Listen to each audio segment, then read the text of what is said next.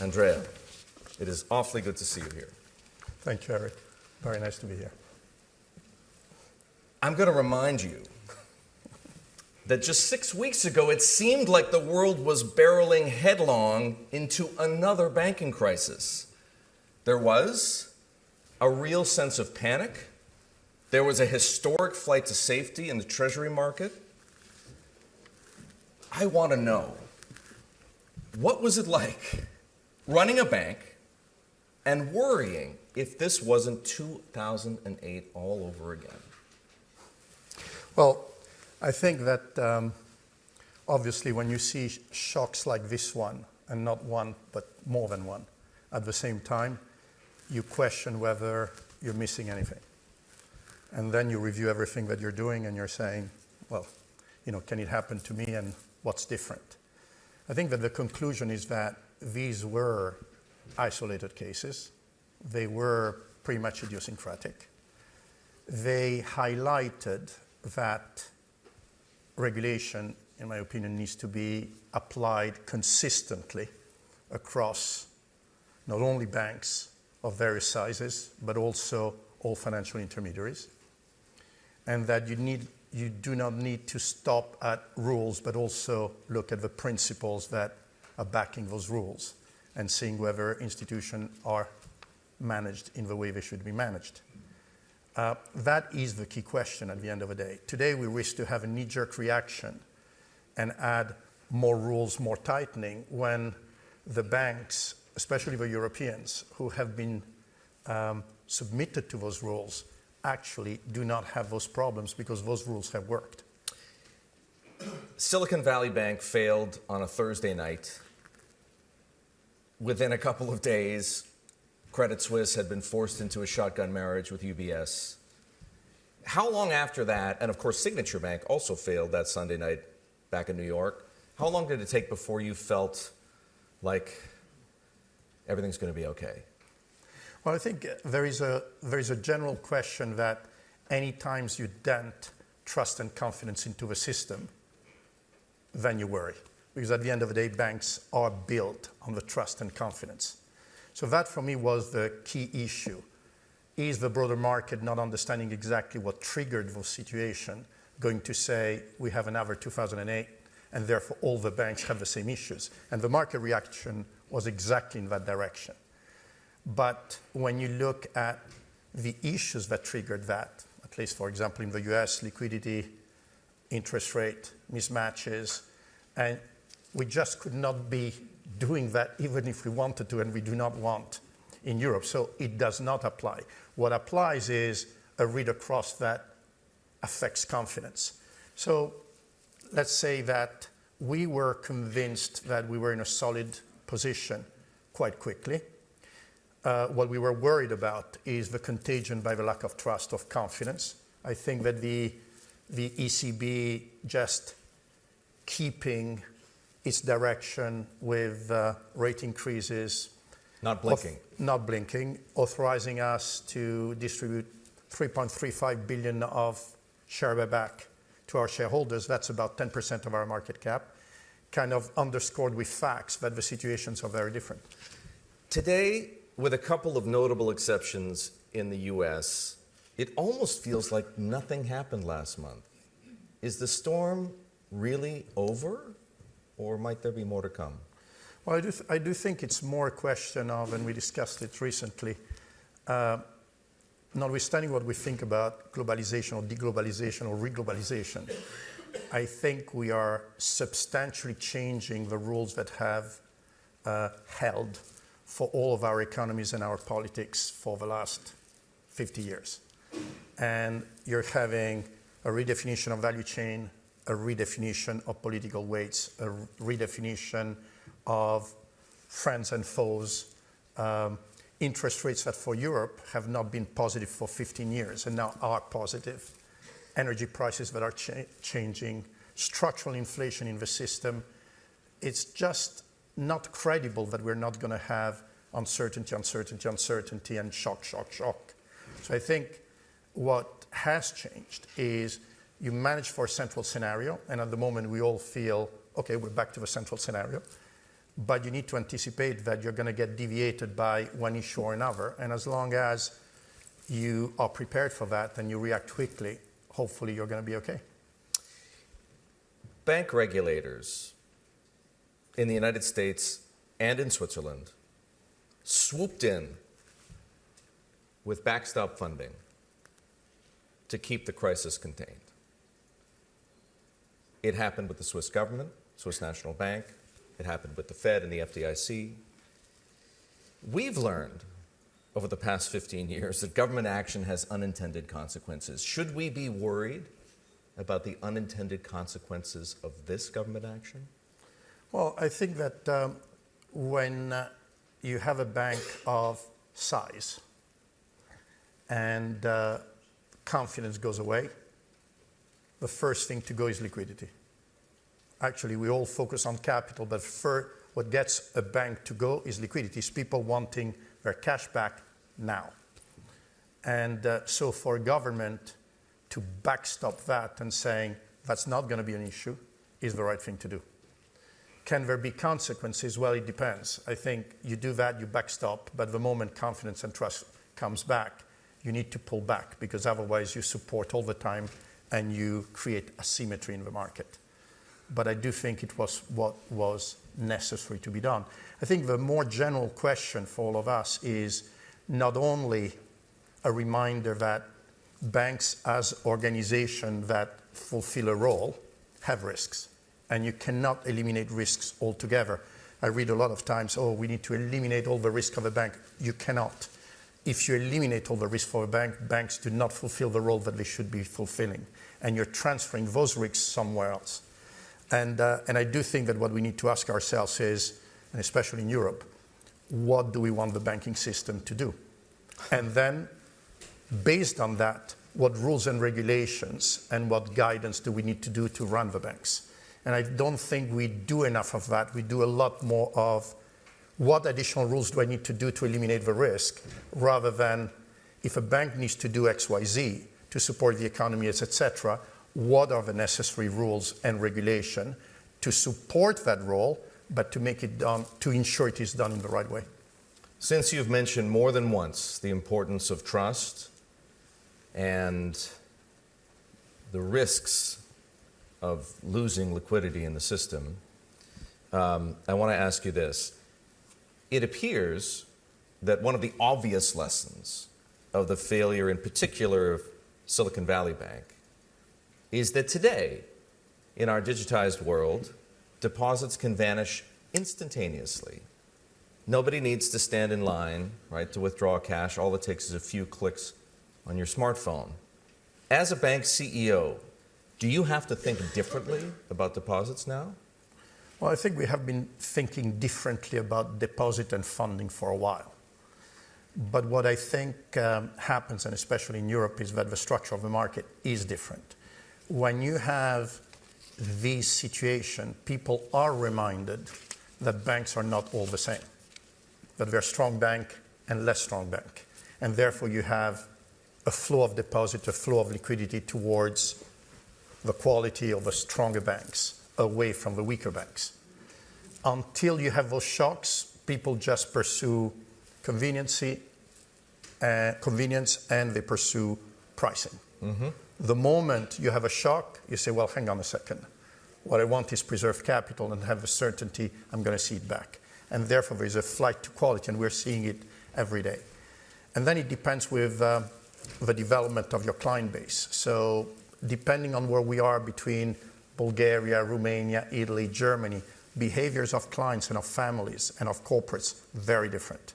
Some people are still very much attached to branch, to local relationships, and deposits are seen in a very different way to other people who probably are a lot more digitalized. If I look at the use of digital channel in Lombardia in Italy, and I compare it to other regions of Italy, in Lombardia we have 6% of branches and 11% of deposits. I do that same thing in Sicily, and I have a completely different ratio. So I do think it's not one size fits all, and among our market we just need to follow the consumer or the client and serve them the way they want to be served. So you're right, of course, that there is a movement of deposits from institutions people perceive to be weaker to institutions that people perceive to be stronger. It's happening here. It's also happening in the United States. That has consequences, doesn't it? I mean, if you lose your funding base and you cannot adjust your assets quickly enough, you've got a problem. Well, you do, but and then regulators are going to have a problem. You do, but in practice, there is always a question of what is your structure of your asset and liabilities? What is your interest rate risk? For example, at UniCredit, I'm not saying you have a problem. No, but what I'm saying, at UniCredit, first of all, there are limitations under BAL on what we can do with interest rate risk. And secondly, at UniCredit, we swap everything. Everything is floating. So in other words, what SVB did not do. Mismatch. I don't run that mismatch. So that is penalizing in period of low interest rates because I don't get the benefit on my interest margin of that mismatch. But by being conservative, when you have a shock like that, I don't feel it. I don't have the same element of issues. That's why I'm saying rules, but also what is the spirit of regulation? Is the bank run in a way that if you get shocked, you can absorb the risk that you're taking? And I think we need to step back sometimes because the mere application of rules is not enough. Andrea, my editor-in-chief, John Micklethwaite, has argued that the latest round of bank bailouts signals a new era of what the French will call dirigisme, the state control of finance. And if Europe wants a real banking union, it has to consider cross-border mergers to create continental champions. Is he right? I think we talk a lot about banking union, we talk a lot about capital market union, and we talk a lot about cross-border M&A. I think the bigger question is... None of those three has happened. Well, because the bigger question is, and you were saying something about that in your opening remark, is what does the European Union want to be? What does Europe want to be?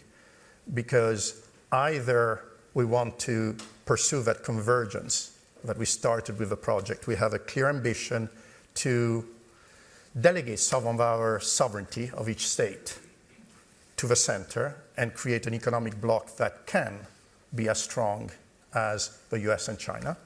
And I do think that globally, there will be a benefit for having a third economic bloc that can stand. And at the same time, for the Western world, it's a very good thing to have. Or we're going to continue to say that we're all different and to say that we have a European Union, but with so many exceptions and so many limitations. But then when you ask me, banking union, I'm sorry, if we're all fragmented, union of what? Capital market union. If we're fragmented, capital market union of what? Cross-border M&A.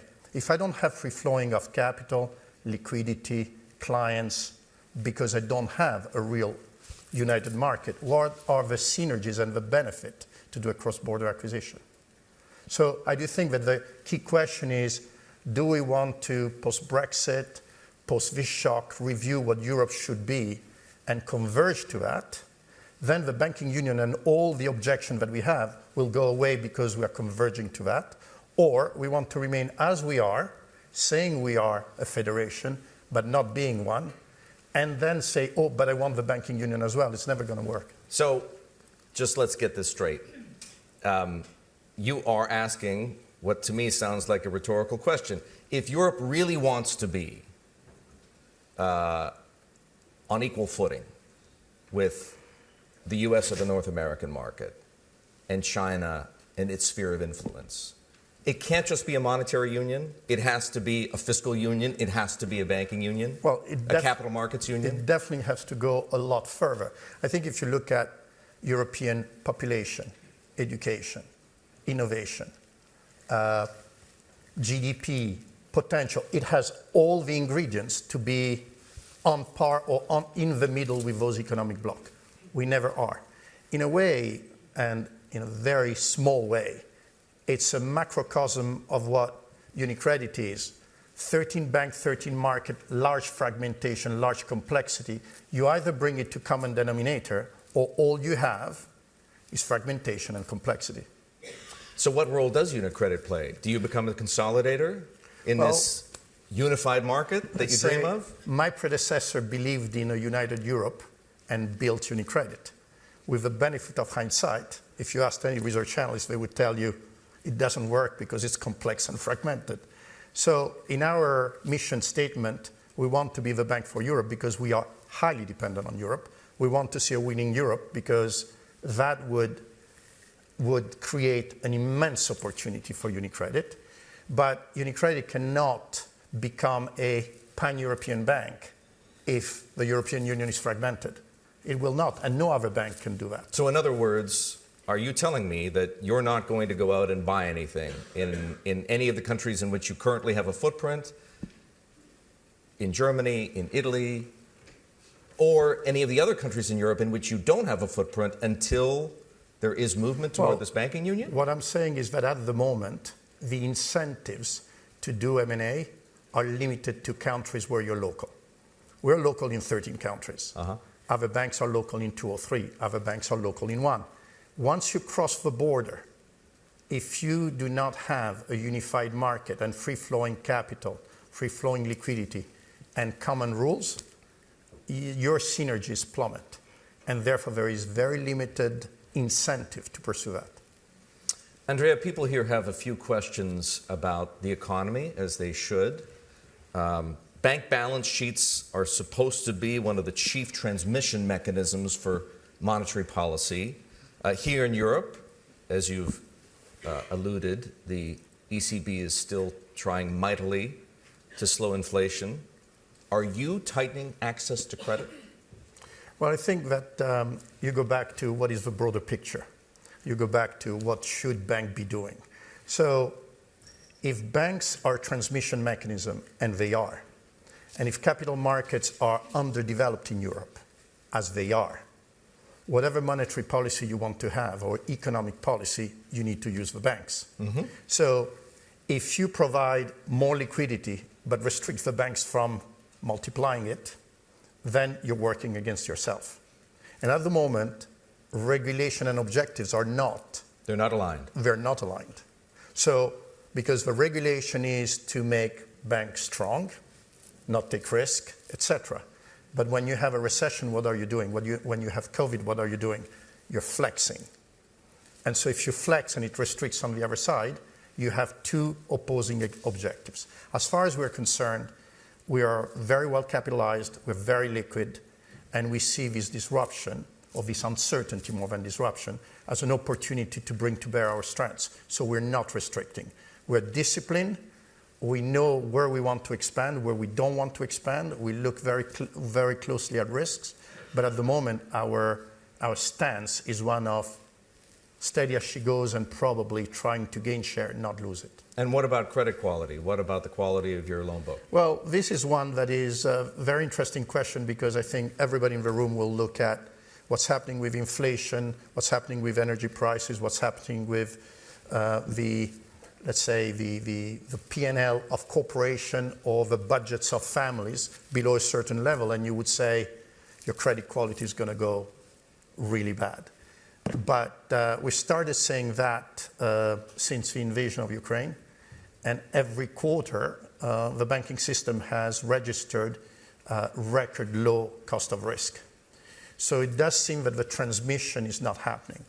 My views is that the economy is very different from what it was before, in as much as government intervene in certain sector, intervene in certain segment of population with subsidies and with incentive, and it's fragmenting the way the economy is reacting. That said, our base case is that the cost of risk that we have this year will remain at the same level as we had it last year. That's the scenario that we have. We have, as of April, no indication of a worsening of our cost of risk, not in corporate, not in retail. And however, because we're not sure we're right, we have 1.8 billion of overlays in case things go the wrong way. So it's almost like we're managing for the central scenario, and we're looking at what we see, but our mind is telling us that maybe we're missing the iceberg, and if we are, we have something to protect us. Andrea, you told us earlier that the future you see is one of uncertainty, uncertainty, uncertainty. What kinds of crises should we be preparing for? Well, I think one of the key things that I probably learned in my days of investment banking is that the next crisis is never the same as the prior one, because everybody is very focused. Now we're all focused on liquidity. That's in the rearview mirror. Okay, how much have we been focused about liquidity in the last 10 years? Not. Interest rate risk, how much have we been focused on interest rate risk in the last 10 years? Okay, No. so now it's shocked. Now we're very well aware. And now the question is, what else? Is it climate change? Is it disruption of value chain? I mean, we underestimate the effort that certain companies, you take an automotive company, somebody was telling me that if you are building an internal combustion engine in Germany, your dependence from Russia used to be de minimis. On an electric car, more than 50% of value parts. So that does not mean, what does that mean? That means that we need to reallocate the entire value chain away from the provider somewhere else. And by definition, it's going to be more expensive, and the speed of obtaining the parts and what you need is going to take longer. That means that entire sectors are redefining their logistics, their providers, their cost of production, and all of that is happening in a compressed timetable where you have uncertainty in the economy, and therefore you're asking yourself, am I investing too much because the world is growing only at 1% or 2% rather than 4 or 5? And so I do think that that's the risk. What happens then? Are you overstretching, and therefore you're going to find that you expected so-and-so sector to be okay, but then you find it to be overstretched to that sector because the value chain changed too much or not? So you're reviewing things that before you were not reviewing. Andrea, I would call that a perfect preview of what everyone here is about to see and I hope enjoy at the Bloomberg New Economy Gateway these next 2 days. Thank you so very much. Thank you very much, Erik. Thank you, everyone.